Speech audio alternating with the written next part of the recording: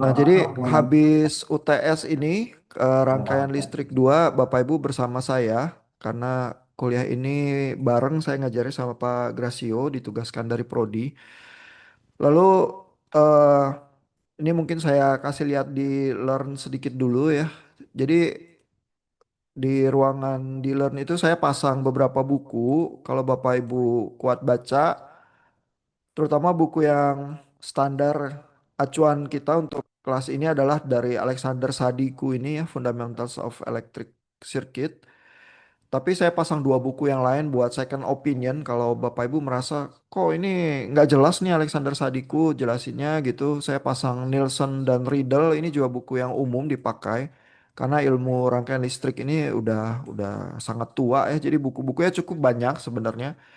Tapi yang lebih klasik lagi nih dari William Hyde nih karena puluhan tahun terakhir mungkin baca rangkaian listrik pakai William Hyde ya. Yang mana yang enak dibaca mungkin tergantung selera, tapi kalau yang utama ini Bapak Ibu kesulitan paham, menurut saya sih ini cukup simpel ya Alexander Sadiku. Tapi kadang-kadang hal-hal yang kompleks itu dia cukup cepet jelasinnya karena dia mau to the point aja. Terus tergantung seberapa penasaran Bapak Ibu bisa coba lihat yang lain ya sebagai second opinion gitu ya. Terus ini ada bagian attendance Bapak Ibu bisa update klik sendiri supaya mencatatkan kehadiran Bapak Ibu. Nah, di kita setelah UTS ini ada di sesi 9 ya. Jadi di sesi 9 itu dan seterusnya nanti sampai UAS itu saya pasang chapter dari Alexander Sadiku. Kita mulai bahas tentang transformasi Laplace ini chapter 15. Lalu saya usahakan pasang juga list pertanyaan kalau baca chapter ini apa sih yang penting yang harus ditangkap gitu ya, tiga hal untuk semacam guidelines kalau Bapak Ibu belajar. Terus ada problem yang di bagian belakang kumpulan soal dari Alexander Sadiku ini saya tulis saja problem-problem menariknya mungkin bisa keluar modelnya nanti di UAS ya. Terus kalau Bapak Ibu ada pertanyaan bisa ngeklik forum diskusi. Texting ini nggak wajib ya karena berdasarkan RPS yang Pak Gracio buat itu nggak ada ya, nggak ada kewajiban untuk melakukan ini. Tapi kalau Bapak Ibu ada pertanyaan, terutama mungkin udah baca duluan, ini pertanyaannya udah baca chapternya di sini. Kalau mau ada pertanyaan supaya tercatat, terus pas kalau saya lihat nanti saya jawab bisa di sini gitu ya, sehingga teman-teman yang lain juga bisa mengambil manfaat dari pertanyaan yang ada. Terus saya pasang beberapa video juga ya dari yang ada di YouTube. Kadang-kadang ada yang berusaha mengilustrasikan ya matematika yang mungkin agak kompleks itu sebenarnya secara visual itu seperti apa gitu ya. Mungkin sih kadang-kadang buat yang baru pertama kali lihat visualnya malah bingung ya. Tapi mudah-mudahan sih mencerahkan ya, at least ada sudut pandang yang lain ya, bagaimana persamaan-persamaan matematika itu kalau mau divisualisasi itu dimengertinya seperti apa. Jangan-jangan kalau buat kuliah lain atau nanti later di kehidupan mungkin berguna juga ya kalau punya semacam intuisi visualisasi matematikanya karena problem yang bisa dipecahkan dengan transformasi Laplace bisa banyak. Cuman di dalam konteks kita di kuliah ini memang untuk memecahkan persamaan-persamaan rangkaian listrik begitu ya. Jadi resources yang saya berusaha pasang di Learn seperti itu. Silakan Bapak Ibu memanfaatkan. Nggak ada kewajiban untuk bertanya atau apa karena rencana pembelajarannya udah dibuat oleh Pak Gracio. Saya ikut aja. Tinggal nanti Bapak Ibu belajar sedemikian rupa supaya ujian akhir yang open booknya bisa lulus ya. Saya rencana 4 soal aja. Masing-masing ya 25 poin gitu ya. 100 poin standar aja begitu ya. Karena ini mata kuliah yang sebenarnya udah cukup tua. Nggak mungkin nggak terlampau sulit dibanding mata kuliah lain kalau Bapak Ibu udah ambil beberapa tahun di teknik elektro. Terus ada kuis singkat yang kalau Bapak Ibu nanti kerjakan bisa menolong belajar juga menghadapi UAS ya. Jadi plan kita seperti itu. Nah, saya masuk ke chapter 15 ya soal transformasi Laplace ya. Ini buku Alexander Sadiku saya pasang ya di Learn juga. Bukunya sebenarnya cukup nyaman ya kalau Bapak Ibu mau koleksi sebagai bagian dari semacam referensi standar ya untuk rangkaian listrik. Kayaknya cukup oke ya. Kalau beli di Amazon yang asli cukup mahal, mungkin sejutaan lebih kali kalau dihargainnya ya, setelah di kurs dan sebagainya. Tapi kadang-kadang di e-commerce Indonesia ada juga yang menjual kopiannya, tapi nggak berwarna biasanya ya karena berusaha ya kopian lah, terus biar lebih murah gitu. Nah ini apa bagian yang ini eh, seperti biasa apa Alexander Sadiku itu memberikan semacam apa sebentar introduction dulu ya, terus lalu baru masuk ke subchapter. Jadi mungkin kalau Bapak Ibu belum terbiasa baca textbook ya, eh, cara baca textbook yang cepat ya adalah baca subchapternya. Karena Bapak Ibu nanti langsung mendapatkan semacam overview ya terhadap isi bukunya. Jadi ini di awal sini keterangan-keterangan ini ya untuk pengajar biasanya. Terus ada ini sejarah singkat tentang si Laplace, dia itu astronomer sama mathematician, hidupnya abad 18-19 di Prancis ya.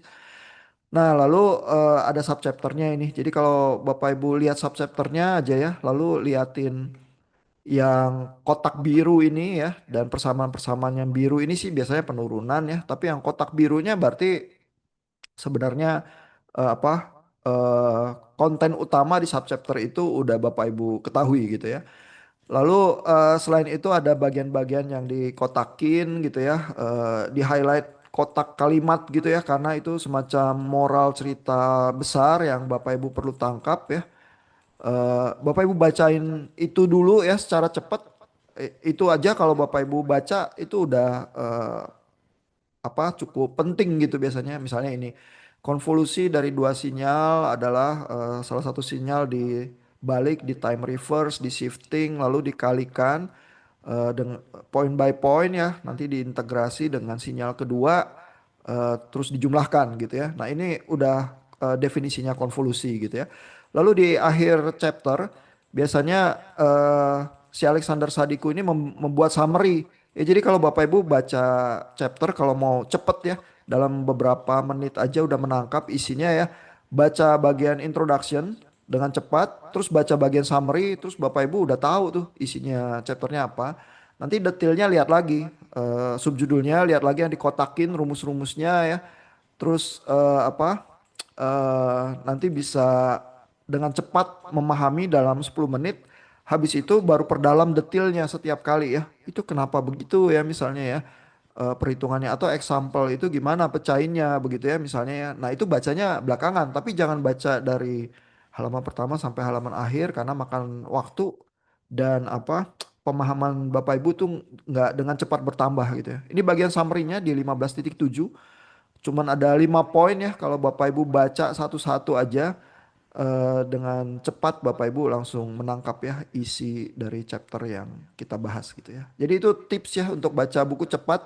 Setiap kali baca chapter itu seperti itu. Kalau Bapak Ibu ngadepin textbook yang cukup baik, biasanya textbooknya memberikan rambu-rambu semacam itu sih untuk kita belajar dengan lebih mudah begitu ya. Nah kita mulai coba lihat ya bagian introductionnya ya. Jadi eh Alexander Sadiku ini nggak terlalu banyak basa-basi ya. Dia dengan cepat mau bilang ya bahwa transformasi Laplace itu satu transformasi dan transformasi itu secara sederhana adalah ada domain matematika tertentu ditransform ya, ditransformasi ke domain yang lain ya. Dalam hal ini ditulis di sini dari time domain ke frekuensi domain gitu ya. Buat Bapak Ibu yang udah ngambil sinyal sistem juga tahu ada Fourier transformation ya. Itu basically sama, bedanya cuma tipis doang. Nanti kita lihat bedanya ya. Tapi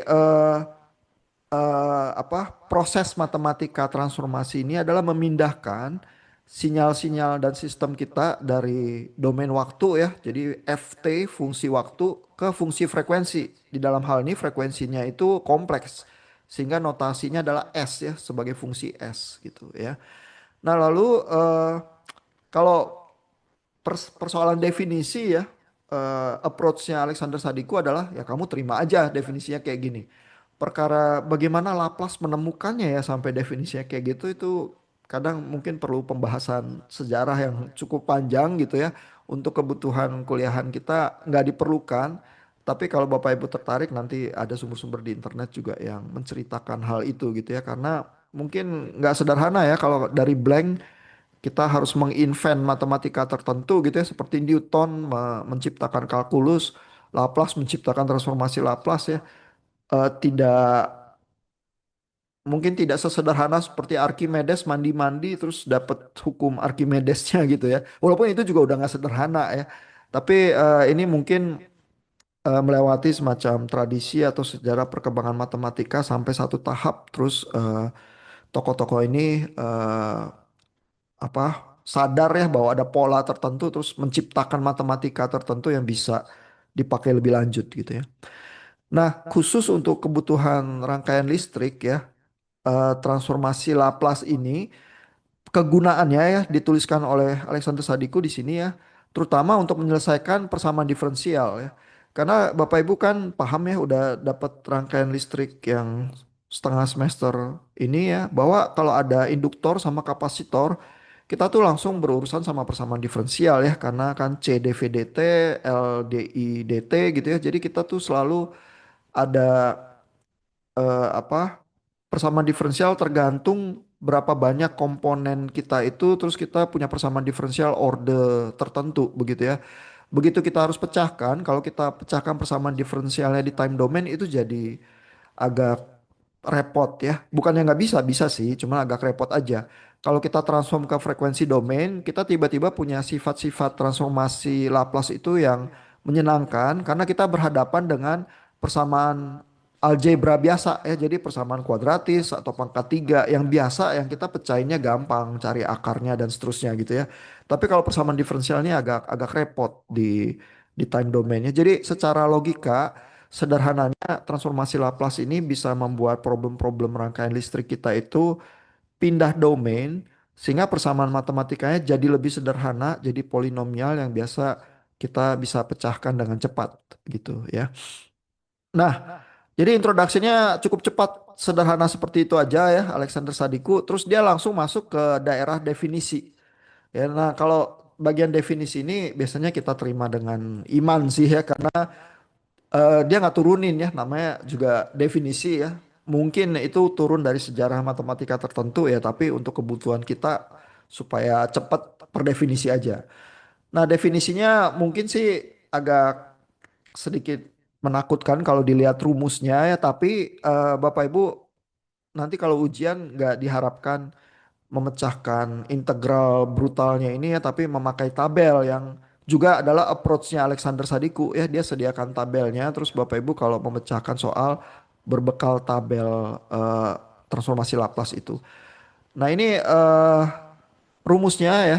Jadi pakai L kursif L besar ini ya transformasi Laplace fungsi T menjadi notasinya kalau di domain S itu pakai F besar, fungsi S ya, itu adalah integral dari nol negatif ya, nol tapi limit di sebelah kiri nol begitu ya bacanya. Diintegral sampai tak hingga Ft E pangkat min St dt gitu ya. Sedangkan tersembunyi ya di dalam S ini, S-nya adalah sigma tambah J omega. Nah, buat Bapak Ibu yang udah belajar sinyal sistem tahu ya biasanya kalau kita cuman main J omega aja, cuman ada frekuensi aja ya, E pangkat minus J omega itu tuh Fourier transform. Tapi dengan menambahkan sigma di sini ya, E pangkat minus sigma terus minus J omega gitu ya. Sigmanya ini tuh ada komponen redaman sehingga kalau kita punya sinyal yang berayun sinus gitu misalnya ya, eh, kalau tadinya apa agak kesulitan karena dia nggak konvergen.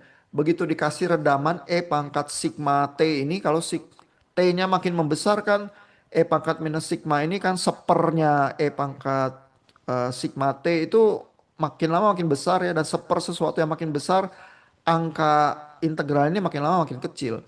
Jadi dengan cara demikian ya E pangkat minus sigma T ini membuat integral kita ini lebih cenderung lebih konvergen gitu. Sehingga Laplace transform ini ya lebih disukai ya dibanding Fourier transform misalnya kalau yang ingin dilakukan adalah memakai transformasinya untuk memecahkan perhitungan. Walaupun Fourier transform juga udah berguna ya, tapi Laplace itu daerah konvergensinya lebih luas daripada Fourier transform sehingga dia lebih disukai dan rata-rata buku textbook untuk rangkaian listrik 2 ini pakainya transformasi Laplace gitu ya. Nah, terus Alexander Sadiku ini ya ada bagian yang dikotakin kuning ini untuk menjadi perhatian ya dengan kata lain ini wajib baca kalau Bapak Ibu lewatin mau baca cepet chapter baca yang ini ya. Transformasi Laplace adalah integral transformasi fungsi ft dari time domain kepada domain frekuensi kompleks ya yang ditulisnya f besar fungsi s gitu ya itu per definisi. Udah gitu doang ya. Rumusnya integral begitu terus definisinya demikian ya. Sesederhana itu aja. Nah, lalu di sini ada catatan kecil lah ya bahwa sebenarnya transformasi Laplace itu bisa dua sisi ya. Artinya kita bisa integral dari minus tahingga sampai tahingga. Tapi Alexander Sadiku ini sengaja menyederhanakan pilih yang sebelah aja karena biasanya dianggapnya ini dianggapnya simetris ya. Ngitung yang sebelah doang, yang bagian positif doang udah cukup ya untuk nggak usah hitung dua-duanya gitu ya. Nah, ini jadi satu langkah yang lebih memudahkan lagi. Nah, lalu si Alexander Sadiku ini buat teman-teman yang memang pencinta matematika terpaksa ngomong soal ini ya daerah konvergensi karena ini yang proper kayak gini ya dia pingin bilang ya bahwa transformasi Laplace ini nggak selalu ada loh hasilnya nggak selalu konvergen loh ya karena E pangkat minus sigma T ini ya kalau sigmanya harganya di bawah harga sigma C tertentu ya katakanlah negatif gitu misalnya ya kan E pangkat ini sigma T-nya jadi positif ya dan E pangkat sigma T yang positif itu angkanya membesar terus bersama T ya sehingga dia divergen sehingga dia nggak ada hasilnya kalau kita integral sampai tak hingga gitu ya dengan kata lain dia nggak stabil ya divergen hasil integralnya bukan konvergen sehingga nggak ada hasilnya tak hingga gitu. Nah pertanyaannya tentu di mana dia konvergen gitu ya yaitu daerahnya yang digambar ini nih, di mana kalau sigmanya ini lebih besar dari sigma C tertentu dan sigma C ini dikasih notasi C artinya sigma konvergensi gitu ya. Jadi dengan kata lain ya hati-hati ya transformasi-transformasi ini berguna tapi memang bisa ada kelompok problem atau soal atau sinyal atau sistem yang nggak konvergen itu aja sih. Cuma untungnya kebanyakan problem-problem di rangkaian listrik konvergen ya pakai transformasi Laplace dan daerah konvergensinya lebih luas daripada transformasi Fourier jadi ya udah pakai aja gitu. Cuman hati-hati katanya Alexander Sadiku ada daerah yang nggak terdefinisi karena nggak konvergen ya. Nah udah gitu aja ada daerah dari definisi. Lalu di example 15.1 ini sorry di example 15.1 ini eh,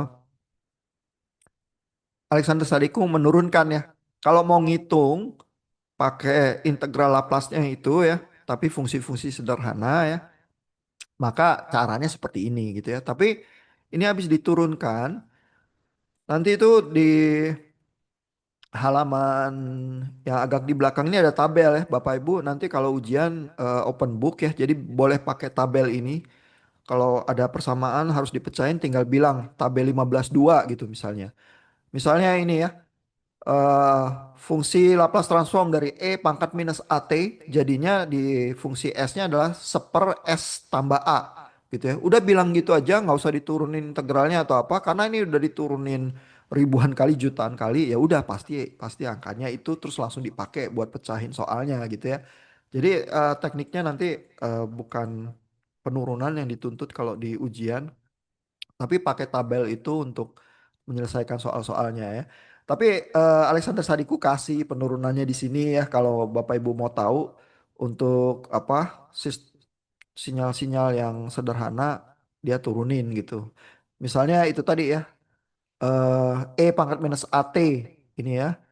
Jadi dia masukin ini yang nomor B ya, E pangkat minus AT, dia masukin Laplace-nya E pangkat minus AT, dihitung integralnya ya. Dan fungsi yang kayak gini ini sebenarnya cukup menyenangkan ya, karena kalau E pangkat minus AT ini dan E pangkat minus ST kalau dimasukin tak hingga ini nol. Ya, jadi begitu apa? Ini kalau kalau kita hitung ininya aja ya, integralnya dulu belum dimasukin apa angka batasnya, integralnya aja kan. Ini kan perkalian ini adalah E pangkat minus AT minus ST ya. Sehingga bagian E pangkatnya ini kalau diintegral kan turun ke depan ya. Jadi minus seper S plus A. Terus E pangkat minus S plus AT. Terus tinggal dimasukin tak hingga sama nol. Cuman begitu dimasukin tak hingga ya apa eh bagian ininya T-nya tak hingga E pangkat minus T tak hingga ini jadi nol gitu ya. Sehingga eh, kalau dimasukin nol jadi satu gitu ya. Jadi tinggal satu per S plus A ini. Ya jadi angka-angka yang E pangkat minus itu ya kalau di daerah konvergensi terus sampai tak hingga gitu hitungannya malah enak sebenarnya ya. Nah lalu ada fungsi, jadi ini fungsi E pangkat minus AT bentuknya kayak gini ya. Ini tipikal banget semacam fungsi on gitu tapi terus teredam ya sampai tak hingga dia mengecil gitu ya.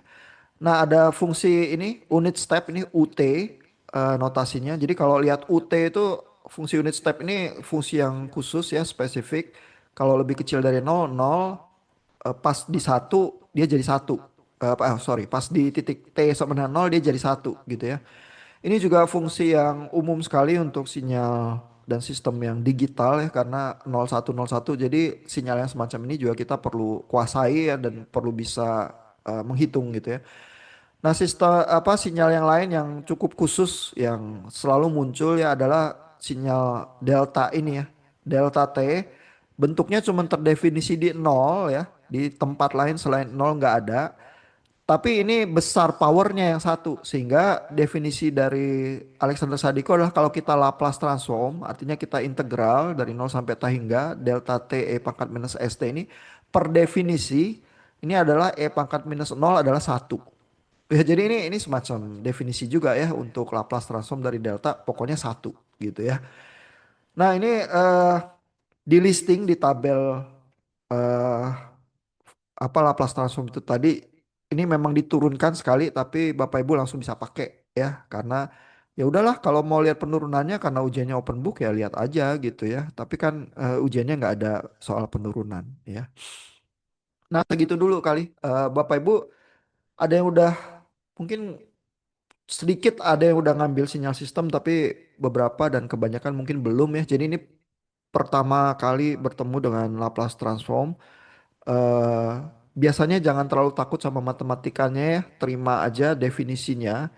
Lalu bahwa dengan alat itu kita bisa melakukan perhitungan macam-macam, terutama menurut Alexander Sadiku adalah bisa menyelesaikan persamaan diferensial ya secara aljabar ya. Sejauh itu ada pertanyaan, Bapak Ibu, komentar?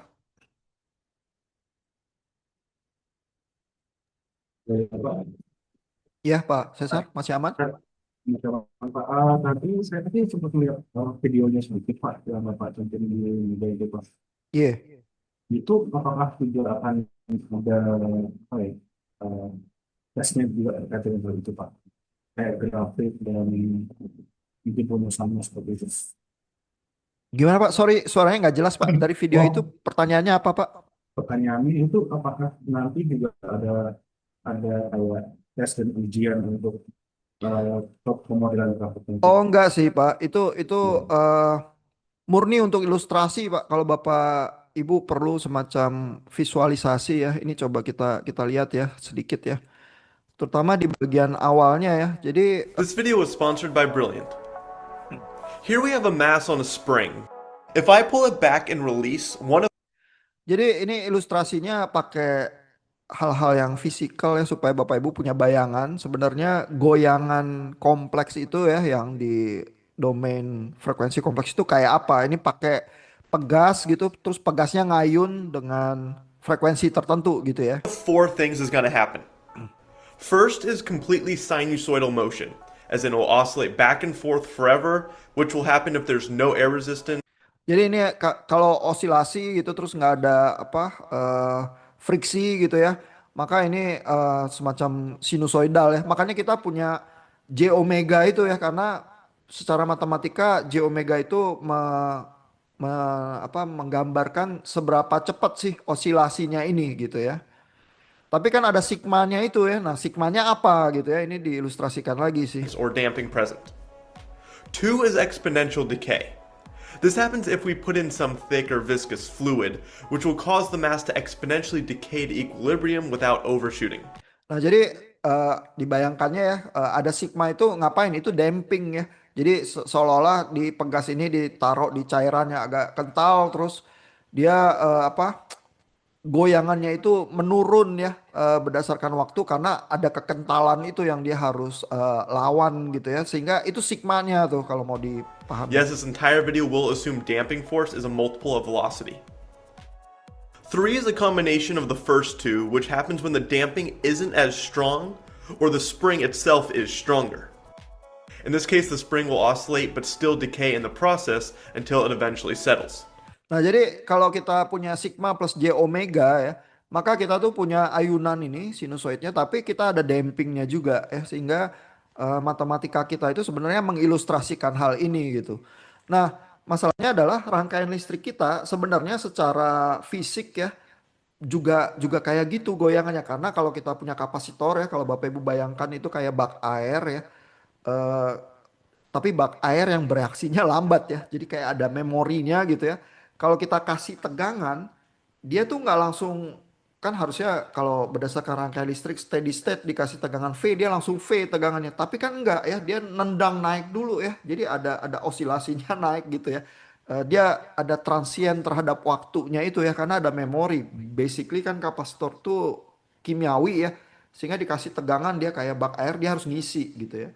Nah, induktor kan juga gitu ya. Dia kalau dikasih arus, dia ada tegangan baliknya ya, yang kayak nendang balik gitu ya, kayak pegas gitu ya.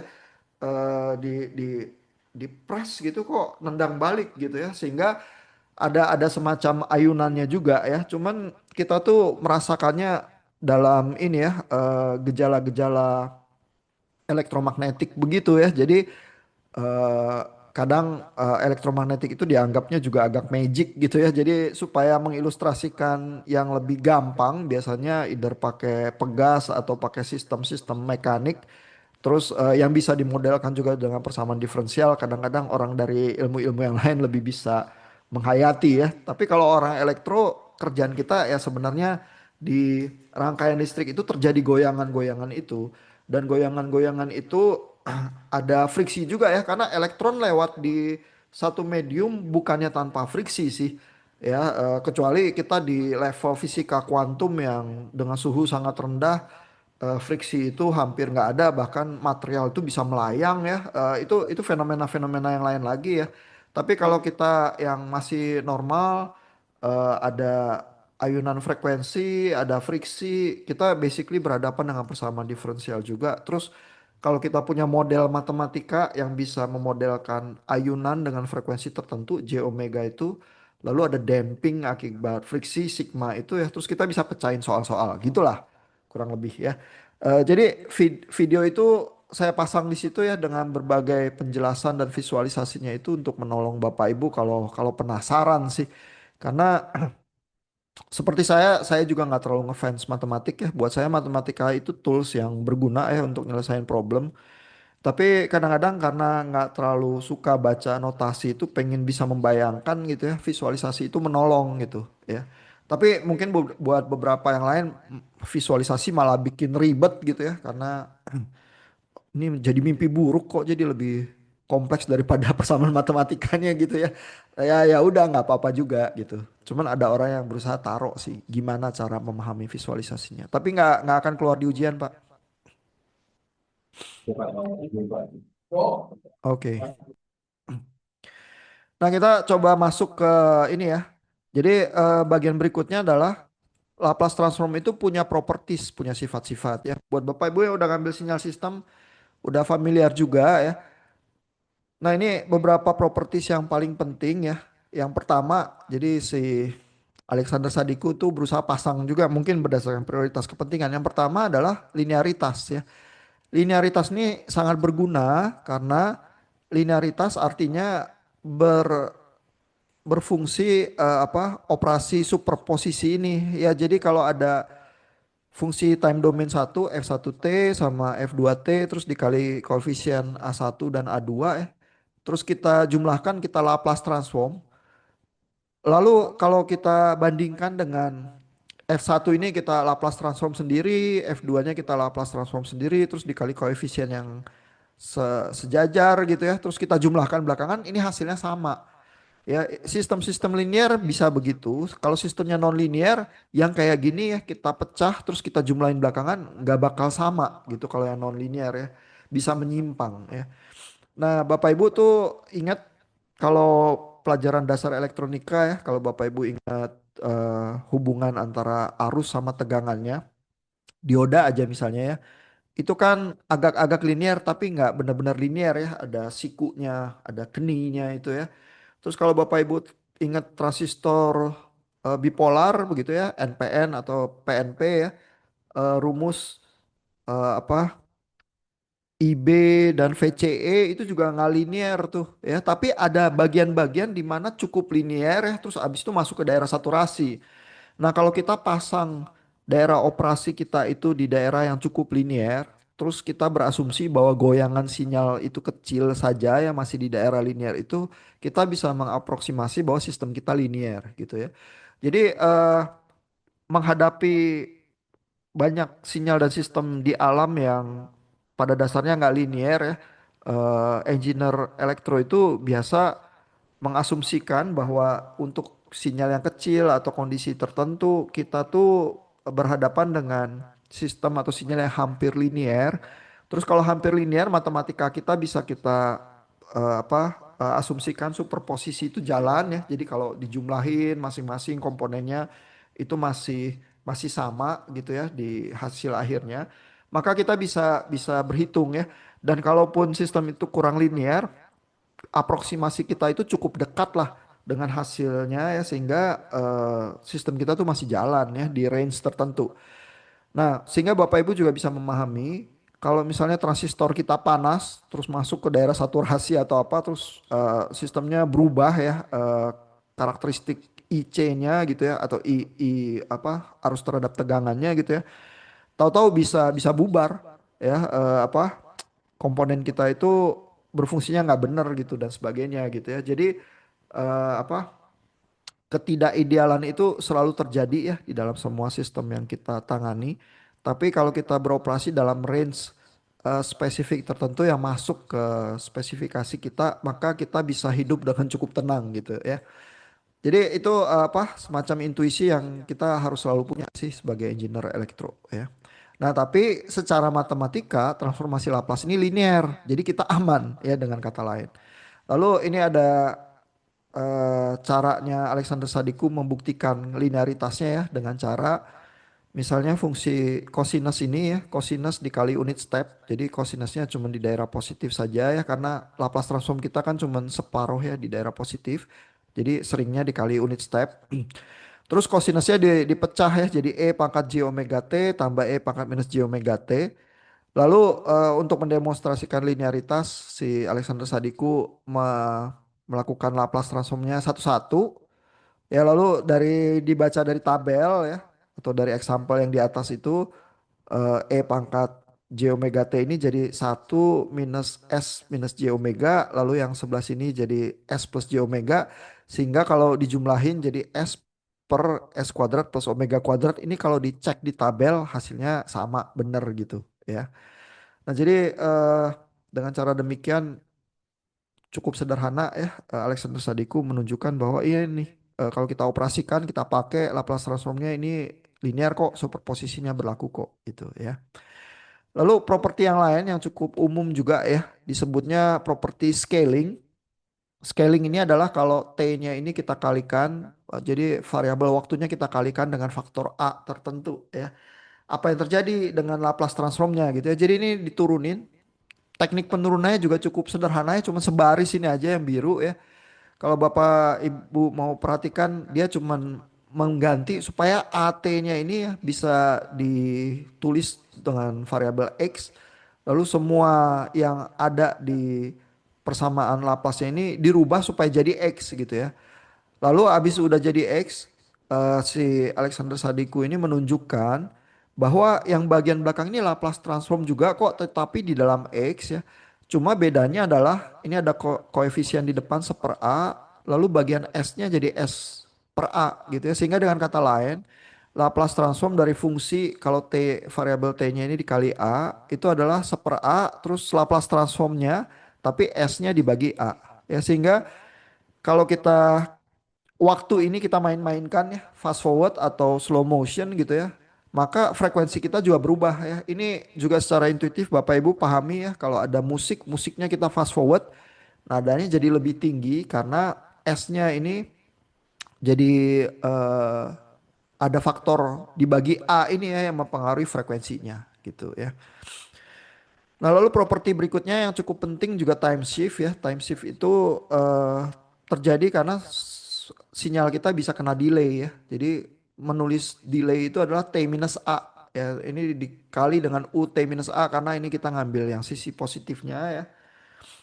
Lalu kalau Bapak Ibu mau baca buku Alexander Sadiku ya cepet ya, langsung baca yang kotaknya. Ya, jadi kalau di shifting T minus A ini kotak birunya ini penurunannya ini ya agak panjang ya tapi nggak sangat rumit juga ya. Basically persamaannya disusun-susun supaya faktor A-nya ini bisa bisa muncul ya di integral Laplace-nya. Terus ternyata kalau di apa dihitung keluar E pangkat S X plus A ini ada E pangkat minus AS ini ya di depan sini ya, sehingga dengan kata lain kalau saya shifting secara waktu gitu ya sinyal saya kita mendapatkan Laplace transform yang awal tapi dikali sama faktor E pangkat minus AS, sedangkan A ini adalah time shiftnya gitu ya.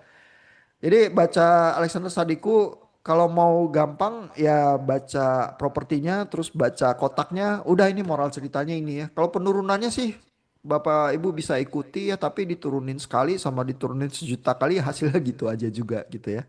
Jadi itu di ujian juga nggak ada sih penurunan karena ujiannya open book ya, udah lihat aja ya ini textbook mana-mana juga penurunannya kayak gitu sama ya. Dan Alexander Sadiku ini berusaha ringkas ya, jadi beberapa baris udah dapet ininya ya. Nah, ini ada frekuensi shift saya biarkan ya Bapak Ibu baca sendiri, tapi kelihatan di frekuensi ini ada bergeser faktor A, terus di time domain muncul E pangkat minus AT ya. Jadi kalau di time domain digeser di frekuensi tadi muncul E pangkat apa minus AS. Kalau kebalikannya frekuensi digeser di time domainnya muncul E pangkat minus AT ya.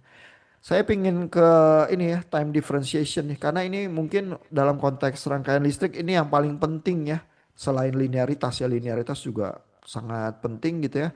Tapi time differentiation ini karena kita mencari persamaan diferensial kan. Jadi pertanyaannya adalah kalau kita fungsinya kita diferensialkan ya df per dt kali ut ini karena kita ngitung yang positif ya selalu dikali ut jadinya itu di Laplace transformnya jadi apa? Nah, kebetulan kalau diturunin ya, ini penurunannya saya skip aja ya, nggak gitu rumit juga. Bapak Ibu akan lihat bahwa kalau saya Laplace transform ya, ini fungsi T-nya, fungsi T dengan 1 kali penurunan, keluar faktor S-nya di sini ya. Dan ini masuk akal lah ya, karena kalau E pangkat minus S ini kita turunin kan S-nya muncul ke depan gitu ya. Pangkat-pangkat apa fungsi yang E pangkat S itu S-nya turun ke depan gitu ya, sehingga muncul bagian S ini di minus satu konstanta tertentu lah ini ya. Fungsi T pada saat eh, T-nya sama dengan 0 gitu ya.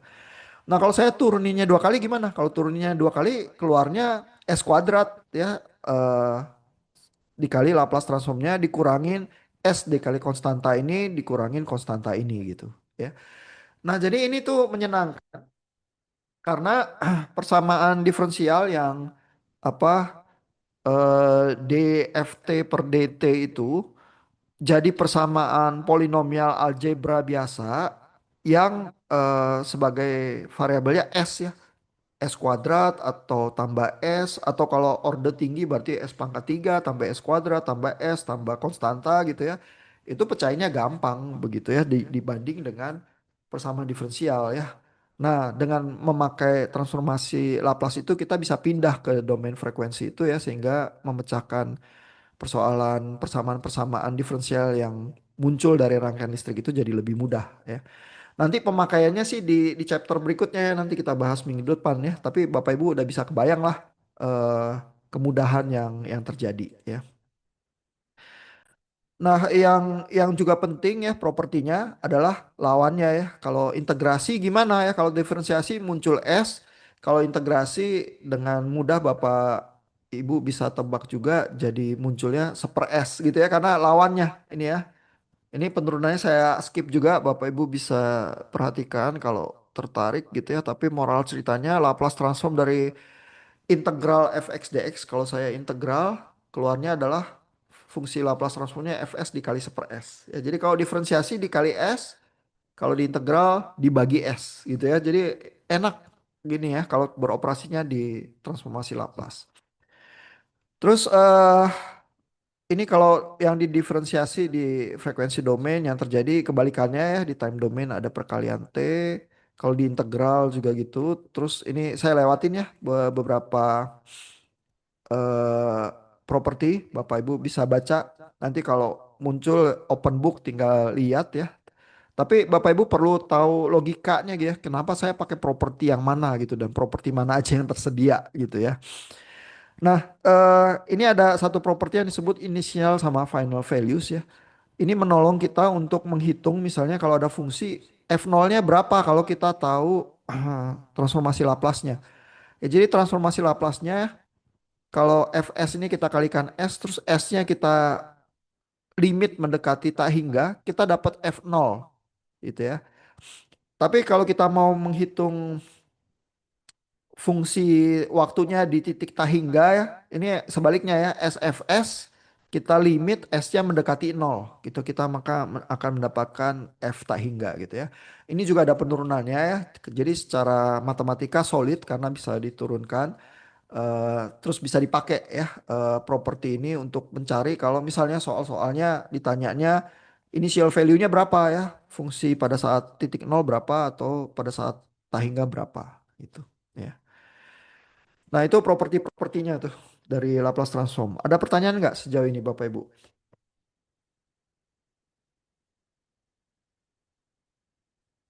Masih monitor? Oh, udah ketiduran ya. Masih aman ya. Oke, saya lanjut ya supaya kita ada progres. Eh kalau Bapak Ibu nanti ujian, terutama yang onsite, jangan lupa bawa ininya ya. Boleh bawa print out bukunya atau apa. Tapi yang paling penting tabel ini nih, karena kalau tabel ini nggak ada, jadi kesulitan mecahin soalnya karena di sini ada propertinya semua dirangkum dalam tabel 15.1 ya, linearity, scaling, time shift, frequency shift, differentiation, time integration. Lalu ada sinyal-sinyal dasar ini dan Laplace transformnya ada di sini ya, jadi bisa bisa digunakan untuk memecahkan soal-soal ya. Nah, ini ada contoh juga ya. Misalnya ini example 15.3 ya. Temukan Laplace transform dari Ft delta T tambah 2 UT minus 3 kali E minus 2T UT gitu ya. Nah, ini di Laplace transform terus diambil dari tabel aja sih sebenarnya. Delta T ini 1 ya. Terus 2 kali Laplace dari UT. UT ini seper S ya. Bisa dilihat di atas penurunannya tapi di tabel ini ada ya UT ini seper S gitu ya. Lalu yang E pangkat minus 2T kalau dilihat di tabel ini ya, E pangkat minus 2T adalah seper S plus A ya, A-nya konstantanya jadi 1/s+2 makanya di sini ada apa 1/s+2-nya ya. Tapi selain 1/s+2-nya eh ini kan ada konstantanya juga 3 ya. Jadi 3 kali 1/s+2. Terus kalau kita hitung, kita samakan penyebutnya, kita mendapatkan fungsi polinomial seperti ini ya. Nah, jadi kadang-kadang yang diberikan soalnya fungsi polinomialnya seperti ini ya. Jadi ada pembilangnya, terus ada penyebutnya. Kita diminta menginverse ke time domainnya ya. Bisa bisa jadi seperti itu. Kalau dari time domain ke frekuensi domain jadi seperti ini ya. Baca tabel, terus satu-satu dihitung, terus dijumlahkan. Nah, tapi kalau sebaliknya ya di inverse terus bentuknya udah agregat penjumlahan kayak gini, kita perlu breakdown ya. Ini pakai partial apa? Fraction decomposition ya. Jadi itu tekniknya diceritakan di 15.4 nih bukunya Laplace Transform ya. Jadi gimana caranya menginverse kalau fungsi Laplace Transform kita ada bagian pembilangnya sama ada bagian penyebutnya gitu ya. Jadi ini sebenarnya juga mungkin Bapak Ibu udah dapat di kuliah lain cukup familiar ya. Kalau saya punya eh, fungsi yang kayak gini, biasanya di bagian bawahnya ini secara aljabar saya punya akar-akar ya. Jadi bisa saya cari akar-akarnya. Terus kalau akar-akarnya udah ditemukan ya, saya bisa pecah bagian pembilangnya ini satu per S plus apa gitu. Karena satu per S plus apa itu ada di tabel Laplace transformnya itu ya, jadi bisa digunakan karena bentuknya ada ini ya, satu per S plus apa ini E pangkat minus AT gitu. Bahkan ada yang satu per S plus A kuadrat ini juga ada bentuknya gitu ya. Jadi kalau bentuknya udah menjadi komponen-komponen dari satu S sama akarnya itu jadi enak tinggal dilihat di tabel. Tapi kalau satu gelondongan kayak gini kita harus pecahin dulu. Nah, pecahinnya ini nih yang diajarin oleh Alexander Sadiku ya. Kalau dia cuman simple poles gitu ya, ini diturunin oleh Alexander Sadiku bahwa kita bisa membreakdown ya menjadi seper S tambah konstanta, lalu di atasnya ada konstanta tertentu K1, K2 sampai Kn gitu ya. Kita bisa hitung K-nya dengan rumus Heaviside ini ya. Jadi K-nya itu kalau kita masukin, misalnya kita mau tahu yang konstanta P1 ini. Jadi kita kalikan persamaan Fs-nya dengan S tambah P1 ya. Ini PI maksudnya bisa P yang mana aja gitu ya. P yang ke I. Tapi kalau P1 ya berarti kita masukin P1. Terus kita masukin fungsi S ini di mana S-nya adalah minus PI ini. Maka kita akan dapat KI-nya gitu ya, konstanta di atasnya. Mungkin supaya apa Bapak Ibu bisa paham, kita lihat contoh soalnya ya. Karena habis itu tinggal varian-variannya aja tuh kalau misalnya akarnya berulang dan sebagainya gitu ya. Nah ini ya contoh soalnya ya 15.9. Jadi ada segelondongan kayak gini. Fungsi Laplace-nya S kuadrat tambah 12 per S dikali S plus 2 dikali S plus 3. Nah di bawahnya ini kan kita lihat bisa dipecah jadi 3 akar ya. Kalau masih dalam bentuk persamaan aljabar polinomial orde tinggi ya kita breakdown lah gitu ya. Tapi berarti kalau soalnya gini kita bisa pecah dia jadi A per S ya. Terus sesuatu per S plus 2 terus sesuatu konstanta per S plus 3. Nah masalah kita harus cari ABC-nya. Cari ABC-nya bisa pakai Heaviside itu ya. Yaitu kalau mau cari yang bagian S-nya, mau cari A-nya, berarti Fs-nya ini kita kali S ya. Jadi ininya kita kali S, berarti S-nya kan dicoret gitu ya karena S ini ada di bawah. Terus kita masukin S sama dengan nol ya. Begitu dimasukin S sama nol, dapat konstantanya. Kalau mau masukin cari yang pembilang untuk seper S plus 2 kita kalikan S plus 2 terus masukin S-nya sama dengan min 2 ya. Rumus Heaviside itu terus dapat konstantanya. C-nya juga gitu ya. Jadi ini cukup mudah nih. Ya mau apa akarnya sangat banyak juga dengan masukin satu-satu nanti ketemu semua konstantanya ya. Ada cara lain yang lebih repot ya, samain penyebut lalu kita dapat tiga persamaan ABC, ini juga biasa ditempuh sih ya, sebenarnya nggak terlalu asing. Lalu kalau ada tiga variabel, tiga persamaan, kita bisa hitung masing-masing terus dapat juga ABC-nya. Ya, harusnya hasilnya sama sih. Ya, cuman ini Alexander Sadiku ini mengasumsikan Bapak Ibu nggak tahu apa-apa ya, terus ditunjukin aja pelan-pelan. Bapak Ibu bisa menyusuri perhitungannya, terus nanti bisa ketemu FS ini pas udah di breakdown seperti apa. Begitu udah di breakdown, jadi fungsi-fungsi S yang lebih komponen ini bisa dibaca di tabel. Terus kita bisa inverse ya ke time domain, FT-nya bisa kita dapatkan dari tabel itu tadi ya. Jadi ini tipikal sih soal yang bisa muncul ya di ujian akhir ya. Nggak susah karena dengan tabel bisa sederhana dihitung. Mungkin variasinya adalah nanti kalau ada rangkaian listriknya yang menghasilkan persamaan diferensial atau persamaan Laplace tertentu, terus Bapak Ibu harus mengoperasikan ya dengan transformasinya terus menemukan jawabannya gitu ya. Jadi harus ada logika rangkaian listriknya sedikit ya.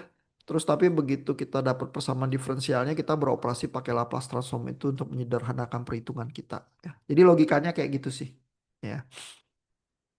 Ada pertanyaan nggak Bapak Ibu sejauh ini? Kalau yang akarnya berulang, itu rumus Heaviside-nya agak beda dikit ya. Ada penurunannya juga, tapi perbedaannya nggak seberapa. Bapak Ibu bisa lihat ya eh, di bukunya Alexander Sadiku ya. Kalau tadi cuman dikalikan ini apa S plus apa ininya akarnya, terus dimasukin S-nya pangkat sekian ya. Sekarang ada tambahan sedikit begitu ya. Tapi nggak sangat rumit begitu. Terus nanti eh, begitu dipecahkan ke apa persamaan polinomnya ada faktor tertentu karena kan S plus A-nya ada pangkat N-nya ini ya karena berulang ya. Sehingga apa pemecahan apa breakdown persamaan polinomialnya agak beda dikit ya tapi si Alexander Sadiku menuliskan juga ya. Jadi bisa bisa coba dilihat juga ya. Terus kalau kompleks, kompleks ini menyajikan problem tersendiri ya karena akarnya yang di bagian bawah ini nggak bisa kita pecahkan tanpa dia jadi kompleks gitu ya karena kan dia akarnya kompleks. Si Alexander Sadiku ini nggak mau mengasumsikan Bapak Ibu tahu matematika kompleks gitu ya. Jadi dia bilang kalau untuk yang kompleks pakai cara yang lebih gampang aja lah, nggak usah dipecah, bagian bawahnya dibiarkan aja, terus berusaha dari tabel Laplace itu pakai fungsi-fungsi yang bentuknya kayak S tambah lambda kuadrat atau apa gitu. Sehingga dari situlah di inverse balik ke time domainnya gitu ya. Jadi apa buku Alexander Sadiku ini cukup nyaman ya karena nggak mengasumsikan Bapak Ibu tahu trik-trik matematika macam-macam yang ruwet ya. Yang penting dia sediain tabelnya terus harusnya dengan matematika yang dari SMA tahu kalkulus sedikit terus bisa lah mecahin persamaan-persamaan rangkaian listriknya gitu ya. Sebenarnya kalau zaman sekarang sih untuk rangkaian listrik yang sangat kompleks dengan mudah juga banyak apa program-program simulasi ya untuk menghitung ya. Lalu untuk persamaan diferensial juga Bapak Ibu bisa pecahkan dengan mudah pakai Python ya. Bahkan sebenarnya sih AI kalau suruh pecahin persamaan diferensial biasa yang di kertas itu juga bisa gitu ya. Jadi agak-agak membosankan sebenarnya apa problem-problem ini walaupun beberapa puluh tahun yang lalu ini jadi semacam standar skill ya untuk dilatih oleh apa mahasiswa teknik elektro tapi zaman sekarang tuh banyak alatnya cuman supaya Bapak Ibu menghayati ya intuisinya dengan baik ya kita coba inilah sekali seumur hidup belajar kuliah ini agak proper terus Bapak Ibu bisa pecahin problem-problem standar yang di atas kertas ya dengan persamaan Laplace standar dengan tabel terus ya udah gitu ya. Oke. Nah, ini waktu kita udah di penghujung ya. Di bagian paling akhir di subsection bagian ini kalau Bapak Ibu udah ambil sinyal sistem udah tahu juga tentang convolution integral ya. Tapi si Alexander Sadiku tampaknya merasa berhutang kalau nggak memperkenalkan di sini. Jadi di ujung dia perkenalkan saja ya. Buat yang belum belajar sinyal sistem, ininya integralnya agak-agak menakutkan ya.